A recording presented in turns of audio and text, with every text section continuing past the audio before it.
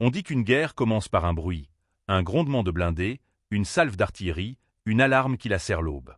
En juin 1941, sur la frontière occidentale de l'Union soviétique, ce bruit prit la forme d'un rugissement continu, l'opération Barbarossa. Dans son sillage, des villes en flammes, des colonnes de réfugiés, des dépôts éventrés. Et, au milieu de ce fracas, un autre son, plus ténu mais obstiné, se fit entendre dans les gares, les cours d'usine, les écoles vides, celui des pas précipités de jeunes femmes qui accouraient pour s'enrôler. Elles ne cherchaient pas la gloire. Elles répondaient à un appel qui avait quelque chose d'archaïque et d'implacable. Défendre la terre, la maison, les vivants, et la mémoire des morts que la guerre promettait d'engloutir. Elles furent des centaines de milliers. Certaines avaient appris à bander des plaies plutôt qu'à épauler un fusil. D'autres, fascinées par le ciel, avaient rêvé d'elles bien avant la guerre. D'autres encore venaient des bibliothèques et des laboratoires, des kolkhozes et des ateliers, des théâtres et des conservatoires. Le recrutement fut une convocation à bouleverser l'ordre des choses. On demanda à des étudiantes, des secrétaires, des couturières de devenir éclaireuses, télégraphistes, tireuses d'élite, conductrices de chars, pilotes de bombardiers nocturnes, médecins de campagne. La promesse implicite était brutale. Nous manquons d'hommes. Vous serez nos soldats. Le premier geste fut souvent un renoncement. À la maison, on coupait les nattes, on glissait une photo dans une poche, on rangeait la robe d'été au fond d'une malle. Dans les dépôts d'intendance, la distribution de l'uniforme n'avait rien d'une cérémonie. Vareuse trop large, ceinturon rigide, bottes qui blessaient les talons, casquettes qui tombaient sur les yeux. Mais sous la toile rêche, une détermination se formait. Les instructeurs, parfois incrédules, observaient ce mélange d'inexpérience et d'ardeur. Ils savaient ce que la guerre exige. Apprendre à marcher longtemps, à se terrer, à ne pas bouger sous le feu, à dormir par fragments, à porter un camarade blessé comme on porterait un frère. Très vite, des noms s'élevèrent comme des repères dans la tempête. On raconte la voix calme des instructrices de tir qui corrigeaient la respiration, inspire, relâche, maintenant. Les cibles tombaient, et avec elles, les derniers doutes. Les jeunes femmes découvraient la précision, cette forme d'ascèse qui permet d'exister sans trembler au bord d'un gouffre. Les écoles de radio apprenaient le langage haché des ondes, l'oreille qui distingue un souffle parasite d'un appel de détresse. Les unités sanitaires répétaient la chorégraphie du brancard et du garrot, la main qui trouve l'artère dans la boue. Dans les aérodromes improvisés, des silhouettes en combinaison grise marchaient vers des biplans aux moteurs capricieux. La nuit, elles partiraient par trois, ramenant au matin des visages noircis par l'huile et des yeux qui avaient vu le feu d'en haut. Pourtant, l'uniforme n'effaçait pas les certitudes ennemies. À l'ouest, les nazis portaient une conviction faite d'idéologie et de mépris. Ces femmes en armes étaient une double offense, communistes et combattantes. Cette idée traverserait le front comme un poison. Mais au début, de l'autre côté du fleuve, ce qui dominait, c'était la mobilisation, une fièvre d'organisation où tout s'inventait.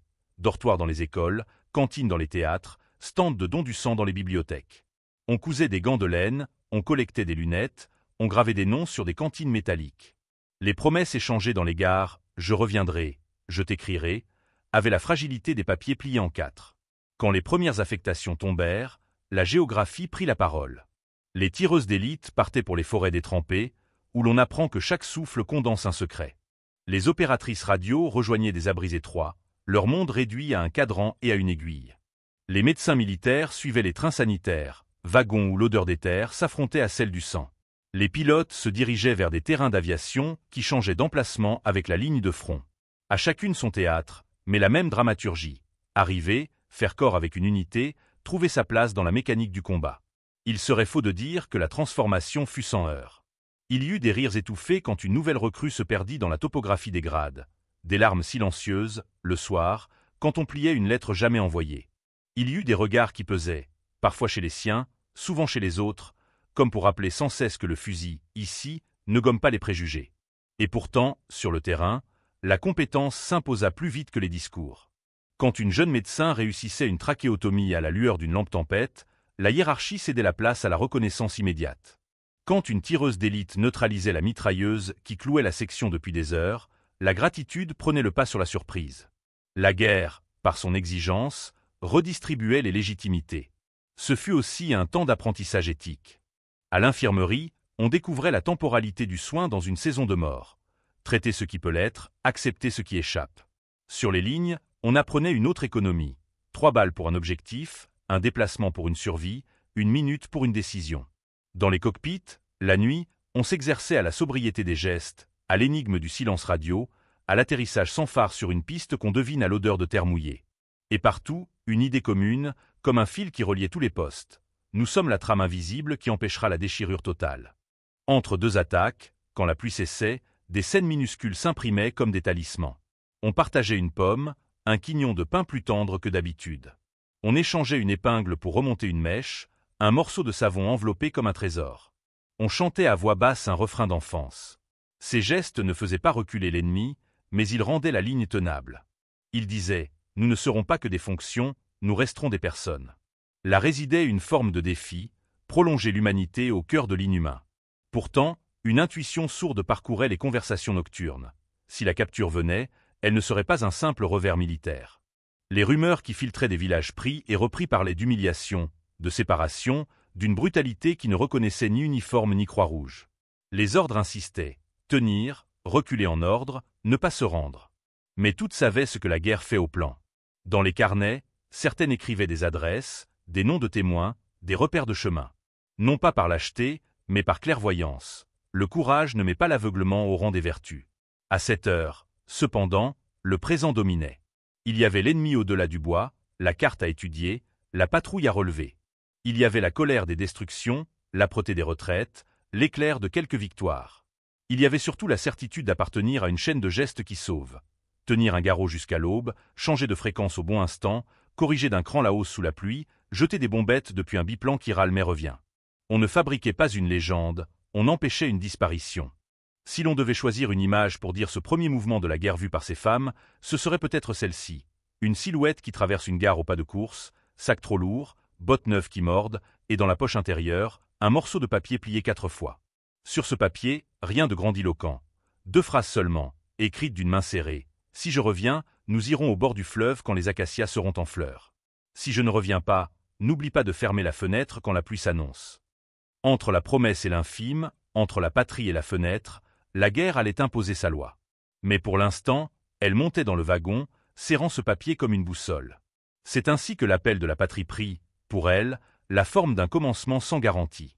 Revêtir l'uniforme, c'était accepter la métamorphose, et le risque d'être dépossédé jusqu'au nom. C'était entrer dans une histoire qui ne leur laisserait pas toujours la parole, ni même le droit de se raconter. Mais c'était aussi dire, avec une obstination qui forçait le respect, nous serons là. Là où la ligne plie. Là où quelqu'un tombe. Là où il faut tenir. La suite leur réserverait l'épreuve la plus sombre. Celle de la capture, où le corps deviendrait champ de bataille et où l'idéologie ennemie chercherait à faire d'elle des ombres. Avant l'abîme, pourtant, il fallait poser ce premier jalon. Elles étaient venues, elles avaient appris, elles avaient pris place. Et la guerre, déjà, comptait sur elles. On ne choisit pas toujours son destin au front. Un pas de trop dans la neige, une radio brouillée, un ordre mal entendu, et soudain la ligne se brise. La capture n'arrivait jamais dans le silence. Elle éclatait au milieu d'un vacarme de bottes, de cris gutturaux, de fusils pointés. Pour les femmes soviétiques, ce moment signifiait davantage qu'une reddition forcée. C'était l'ouverture d'une porte vers un gouffre où l'ennemi voyait en elles non seulement des adversaires militaires, mais des anomalies à éradiquer. Les nazis, nourris d'idéologie raciale et de misogynie, considéraient ces combattantes comme une double offense, slaves donc sous-humaines, et femmes qui avaient osé défier l'ordre masculin de la guerre. Dès les premières minutes, la mécanique de la déshumanisation se mettait en place. Les prisonnières étaient séparées des hommes capturés, souvent sous les rires ou les insultes. On les obligeait à jeter leurs armes, puis à se tenir droites, les mains levées, comme pour effacer en elles l'image de la soldate. Les uniformes, trop grands et déjà tachés de sang ou de boue, devenaient des cibles de moquerie. « Voilà vos héroïnes rouges », lança un sous-officier allemand, avant de forcer 2 jeunes femmes à marcher pieds nus dans la neige, sous prétexte qu'elles n'avaient pas le droit de porter les bottes de vrais soldats. L'humiliation était l'ouverture, une façon de leur signifier qu'elles n'étaient plus sujettes d'une histoire, mais objets d'un pouvoir sans limite. La brutalité ne se réduisait pas aux coups ou aux cris. Elle s'enracinait dans une idéologie qui refusait à ces femmes toute humanité. Pour les nazis, les combattantes soviétiques étaient la négation de la féminité, des monstres bolcheviques, qu'il fallait briser physiquement et moralement. Ainsi, les premiers interrogatoires dégénéraient presque toujours en séance de torture. On demandait des informations militaires, mais la méthode trahissait l'intention réelle, infliger la peur, réduire la volonté en cendres. Une survivante, Tamara Ivanova, racontera plus tard, il ne voulait pas savoir ce que nous savions. Il voulait que nous n'existions plus, même à nos propres yeux. Le viol devint l'arme silencieuse, systématique, jamais inscrite dans des ordres, mais tolérée comme une extension naturelle de la violence. Les témoignages d'après-guerre révèlent l'horreur de ces nuits où les prisonnières étaient arrachées aux baraques, ramenées au matin en sang, brisées. Leurs cris se mêlaient aux aboiements des chiens et aux rires des sentinelles. Dans les camps de transit, on leur imposait de se déshabiller devant des officiers, sous prétexte de fouilles.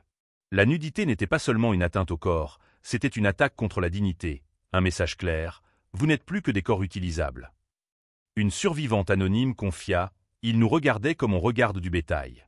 Peu importait si nous résistions, nous n'étions déjà plus que des choses. Les conditions matérielles accéléraient la descente vers l'enfer. Nourries d'un quignon de pain moisi, d'une soupe grise qui flottait de pelure, elles perdaient en quelques semaines leur force physique. Les maladies proliféraient, typhus, dysenterie, pneumonie, rarement soignées, souvent aggravées par la promiscuité. Les corps se couvraient de plaies que personne ne pensait. Pourtant, dans ce chaos, les femmes tentaient de préserver une étincelle de vie. Certaines chantaient à voix basse des chansons soviétiques, risquant la punition pour un murmure qui rappelait l'existence d'une patrie. D'autres partageaient leur maigre ration, un geste minuscule qui équivalait à une déclaration « Nous restons humaines ». L'idéologie nazie transformait chaque supplice en spectacle. Les prisonnières étaient parfois exhibées dans les villages occupés, contraintes de marcher en colonne pour démontrer à la population civile ce qu'il en coûtait de servir l'armée rouge. Les rires, les pierres lancées, les crachats ajoutaient à la cruauté. Le message était double, intimider les habitants et réduire les prisonnières à l'état d'exemple vivant de la défaite.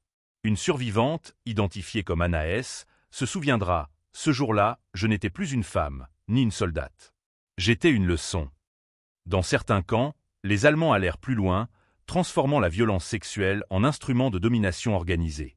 Des baraques spéciales, cyniquement appelées Sonderbaraken, servaient de lieu de « plaisir » pour les soldats. Les prisonnières qui y entraient disparaissaient souvent en quelques semaines, épuisées, malades, rejetées comme inutilisables. Celles qui survivaient racontaient plus tard l'horreur de ces nuits sans fin, où l'identité s'éteignait sous le poids de la répétition. Valentina Grigorieva, rescapée d'un camp en Prusse orientale, décrira « Nous n'étions pas des femmes pour eux. Nous étions des ombres qu'ils pouvaient écraser quand ils voulaient. » Et pourtant, au cœur de ce gouffre, subsistaient des gestes de résistance. Résister, parfois, c'était refuser de pleurer devant l'ennemi, garder le regard fixe. Résister, c'était partager un quignon de pain au lieu de se battre pour lui. Résister, c'était écrire en cachette une prière ou une chanson sur un morceau de papier, enfoui ensuite sous une latte de plancher. Ces gestes n'arrêtaient pas les coups ni les viols, mais ils rappelaient aux prisonnières qu'elles restaient des êtres capables de choix, même infimes. Comme l'écrira plus tard Olga S., survivante d'un camp en Silésie, ils pouvaient faire taire nos corps, mais pas notre esprit. La violence avait une autre fonction, effacer les identités. Les nazis privaient les prisonnières de leur nom, les remplaçant par des numéros ou des sobriquets dégradants. Cette stratégie visait à briser non seulement l'individu, mais aussi le lien au collectif soviétique. Pourtant, certaines continuaient à s'appeler par leur vrai prénom, à se rappeler leur village, à réciter des poèmes appris à l'école. Dans la boue d'un camp, une jeune femme déclara à ses camarades « Tant que vous me nommerez Nina, je ne serai pas perdue ». La mémoire devenait ainsi une arme de survie. L'obsession allemande de détruire l'ennemi communiste par tous les moyens trouva dans ces femmes un terrain où idéologie et misogynie se renforçaient mutuellement. Elles représentaient, aux yeux des nazis, l'inadmissible, la fusion de la loyauté bolchevique et de la capacité guerrière féminine.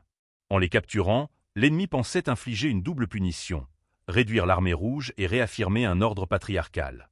Mais ce faisant, il révéla paradoxalement la force de celle qu'il voulait briser. Car beaucoup d'entre elles, malgré les tortures, ne parlèrent pas. Certaines emportèrent dans le silence des informations vitales qu'aucun supplice n'arracha. Un rapport allemand mentionna avec agacement la « résistance obstinée » d'une prisonnière nommée Tania, qui préféra endurer mutilation et viol plutôt que de trahir sa section.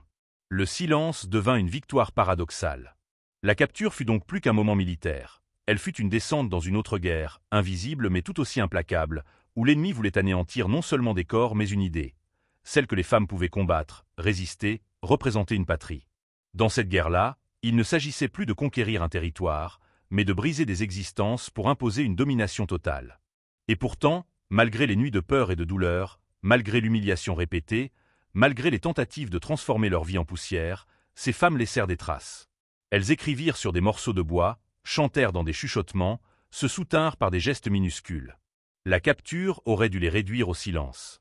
Elle fit naître, dans l'ombre, un murmure qui persista. Car l'enfer ouvert n'engloutit pas tout, il révéla aussi la part indestructible de celle qu'on voulait effacer. La guerre a ses champs de bataille visibles, tranchées, forêts, ruines calcinées. Mais elle a aussi ses arrières, ses usines et ses fermes où se fabriquent les balles, les chars, les avions qui prolongent l'hécatombe. Pour des dizaines de milliers de femmes soviétiques capturées, l'enfer ne se résumait pas aux coups ni aux violences sexuelles. Il prit aussi la forme d'un travail forcé, d'un épuisement méthodique destiné à nourrir la machine de guerre nazie. Transportées à des centaines, parfois à des milliers de kilomètres de leur terre natale, elles devinrent une main-d'œuvre invisible, assignée à la survie d'un empire qui les avait réduites à l'état d'ennemis de second rang. Des wagons de marchandises, fermés de l'extérieur, les emportaient vers l'inconnu. Dans le froid, sans eau ni nourriture, certaines mouraient avant même d'atteindre leur destination. Celles qui survivaient découvraient à l'arrivée un monde de barbelés, de sirènes industrielles, de surveillants armés, un monde où chaque souffle devait se transformer en énergie productive. Les destinations variaient. Certaines furent envoyées dans des usines d'armement, Siemens, Messerschmitt, Bayer, Volkswagen. D'autres dans des exploitations agricoles allemandes, où elles devaient labourer, récolter, porter des charges au-delà de leurs forces. Dans les usines, les journées s'étiraient sur 16 heures. Le vacarme des machines recouvrait tout, les mains se coupaient sur des pièces métalliques, les poumons s'emplissaient de poussière et d'huile. Une survivante, Tatiana M., décrira plus tard « Nous travaillions debout jusqu'à ce que nos jambes ne nous portent plus. Mais nous savions que si nous tombions, on nous traînerait dehors et on ne nous reverrait jamais. » Dans les campagnes, le travail n'était pas moins exténuant. Les femmes labouraient avec des outils rudimentaires, parfois même à la main, car les chevaux manquaient. L'hiver, le gel fendillait la peau jusqu'au sang. Les gardes surveillaient sans relâche, frappant pour un retard, pour un geste trop lent. Et chaque jour, la même question revenait. Pourquoi produire pour l'ennemi? La réponse s'imposait. Parce qu'il fallait survivre.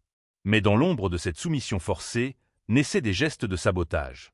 Car ces femmes, réduites en esclavage, trouvaient malgré tout des manières de résister. Dans les usines, certaines desserraient délibérément un boulon, rayaient une pièce, glissaient un défaut invisible dans une munition. Chaque erreur volontaire devenait un acte de guerre discret, une manière de se battre sans fusil. Larissa Z, déportée dans une fabrique de munitions près de Hambourg, témoignera « Nous savions qu'une balle mal faite pouvait sauver la vie d'un soldat soviétique. C'était notre façon de continuer à nous battre. » À la ferme, la résistance prenait des formes tout aussi subtiles. Semer les graines trop profondément pour qu'elles ne poussent pas, laisser geler des semences, cacher une partie de la récolte. Souvent, ces actes passaient inaperçus, protégés par la solidarité des prisonnières. Quand une erreur était remarquée, personne ne dénonçait la responsable. Le silence devenait un pacte, une arme collective contre la terreur. Cette solidarité se traduisait aussi par des réseaux clandestins. Dans certains camps, les prisonnières s'organisaient pour partager nourriture et vêtements. Un morceau de pain était divisé en 3, un bout d'étoffe servait de pansement improvisé. Elles échangeaient des messages en cachette, griffonnés sur des lambeaux de papier, portés d'un atelier à l'autre par une main rapide. Une survivante, Anastasia P., se souvient d'avoir reçu un billet qui disait seulement « Nous sommes encore fortes ». Ce court message, sans signature, valait plus que toutes les rations. Il prouvait qu'on n'était pas seul. Dans certains lieux, ces réseaux dépassèrent même les frontières nationales. À Bergen-Belsen, des femmes soviétiques et polonaises s'entraidèrent pour saboter le ravitaillement destiné aux gardes. Ce type de coopération, rare mais réelle, montrait que face à l'oppression totale, les barrières pouvaient tomber. La fraternité naissait dans l'adversité. Pourtant, les conditions restaient inhumaines. Les dortoirs, faits de planches humides, abritaient des dizaines de femmes serrées les unes contre les autres. L'hiver, la température descendait en dessous de 20 degrés C. Beaucoup ne survivaient qu'en dormant collés, partageant leur chaleur corporelle. Les repas consistaient en un morceau de pain dur et une soupe claire, parfois à base de pelures de pommes de terre. Le manque de nourriture affaiblissait les corps, et les maladies, tuberculose, pneumonie, dysenterie, décimaient les prisonnières. Les soins médicaux étaient quasi inexistants. Les plus faibles disparaissaient, remplacés par de nouveaux convois. Malgré la fatigue et la faim, certaines continuaient à lutter contre l'effacement de leur identité. Le soir, à voix basse, elles récitaient des poèmes appris à l'école, chantaient des chansons populaires, échangeaient des souvenirs de leur enfance. Dans un camp près de Leipzig, elles organisèrent même des soirées clandestines où l'une récitait une poésie écrite sur un bout de papier, tandis qu'une autre fredonnait une mélodie soviétique. Ces moments fugaces avaient la force d'un acte politique. Ils rappelaient que, malgré tout, elles demeuraient des êtres humains porteurs d'une culture, d'une mémoire, d'une dignité. Parfois, la résistance prenait des formes plus audacieuses. En Bavière, un groupe de prisonnières organisa une grève silencieuse. Pendant plusieurs jours, elles firent semblant d'être trop malades pour travailler. La production s'arrêta. Les superviseurs, craignant de perdre leur main-d'œuvre, furent contraints d'augmenter légèrement les rations de nourriture. Cette victoire minime montrait que même dans l'esclavage, il était possible de contraindre l'ennemi à céder. Dans d'autres cas, des tentatives d'évasion furent menées. Certaines se terminèrent dans le sang, les fugitives rattrapées et exécutées. Mais quelques-unes réussirent, aidées par des paysans allemands opposés au régime ou par des résistants locaux. Ces évasions prouvaient que la volonté de liberté ne pouvait être entièrement éteinte. Pour beaucoup de prisonnières, le travail forcé représentait une torture psychologique supplémentaire. La sensation de trahir leur patrie en produisant des armes destinées à tuer leurs compatriotes. Lena S., qui travailla dans une usine d'armement, confiera après la guerre « Chaque vis que je serrais me faisait honte. Alors, parfois, je la serrais mal. C'était ma manière de dire que je n'abandonnais pas. La culpabilité pesait lourd, mais le sabotage servait à transformer cette honte en acte de résistance. À mesure que la guerre avançait, l'exploitation s'intensifia. Les entreprises allemandes profitaient de cette main-d'œuvre quasi gratuite. Les documents retrouvés après 1945 révèlent que Siemens, Bayer, Volkswagen et bien d'autres savaient parfaitement d'où venaient ces travailleuses et dans quelles conditions elles vivaient. Officiellement, les rapports parlaient de « conditions optimales pour maximiser la production ». Mais les témoignages contredisent ces mensonges, décrivant plutôt des journées interminables, des coups, des insultes et des humiliations constantes. Pour celles qui survivaient, le retour paraîtrait un jour possible. Mais en attendant, elles vivaient dans un temps suspendu. Chaque matin, la sirène annonçait la reprise de l'esclavage. Chaque soir, elles se comptaient pour savoir combien restaient encore vivantes. Dans leur cœur, une certitude subsistait pourtant. Même réduites à des rouages dans la machine ennemie, elles demeuraient des combattantes. Leurs mains, obligées de construire la guerre, trouvaient toujours une faille pour saboter, pour ralentir, pour résister. Ainsi, l'esclavage du Reich ne fut pas seulement une histoire de souffrance et de soumission. Il fut aussi une guerre invisible, menée à coups de boulons mal serrés, de semences gâchées, de chansons murmurées. Une guerre qui montrait que l'héroïsme ne se limitait pas aux champs de bataille, mais pouvait naître dans l'ombre des usines et des fermes, dans le silence des baraquements. Ces femmes, qu'on voulait réduire à l'état de machines de travail, prouvèrent que même dans la pire servitude, il existait encore une marge de liberté. Et que cette marge, aussi infime soit-elle, pouvait devenir une arme redoutable. Et la fin d'une guerre n'est jamais un simple retour à la lumière. Pour les prisonnières soviétiques libérées des camps nazis, la délivrance ne fut pas synonyme de rédemption. Elle fut une transition brutale, une sortie de l'enfer qui débouchait sur un autre abîme, la méfiance, l'exclusion, le silence. Car si la victoire de 1945 fut célébrée par des foules en liesse, elle ne restitua pas aux femmes capturées leur dignité volée. Au contraire, elle leur imposa un nouveau fardeau, celui d'être perçues comme des suspects au lieu d'être reconnues comme des héroïnes. Quand les troupes alliées et soviétiques pénétrèrent dans les camps, elles découvrirent des silhouettes méconnaissables. Des femmes squelettiques, aux yeux éteints, les cheveux tombés par plaques, la peau couverte de cicatrices et de maladies. Des médecins militaires notèrent qu'elles semblaient vidées de leur substance, réduites à une survivance fragile.